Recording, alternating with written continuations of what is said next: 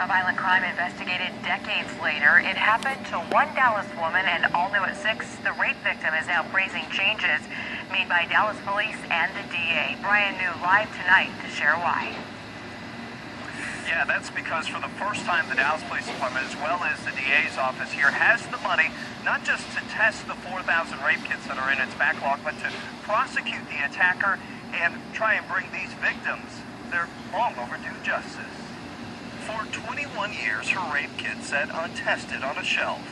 Lydia Masters says it felt as if nobody cared. I had a sense of doubt in my justice system. Nobody cares what happened to me on that day. You know, and the pain and the suffering I went through. Masters was 13 years old, living in Dallas, when a man broke into her home and raped her. When the timer kit was tested and her attacker identified, she was 34, and the statute of limitations had run out. Yet Masters says that day her kit was tested. It was like I was walking on cloud 9. It was unbelievable. She finally felt free. I felt that somebody finally cared about me.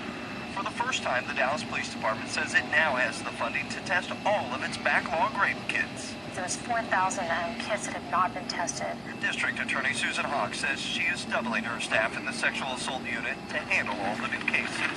The victims have been waiting a long time for justice to be served. Hawk says realistically only 20% of the kits tested will find a match and lead to a case. But simply testing it, Master says, can change a life. It's a long time coming. I'm excited still because I think of the victims and them having to be without answers for so long, and to know that we're finally trying to bring closure to their lives. Now, the new positions here in the DA's office are going to be funded through a federal grant. It is also a federal grant that is helping the police department test those 4,000 rape kits. Live in Dallas, Brian New, CBS 11 News.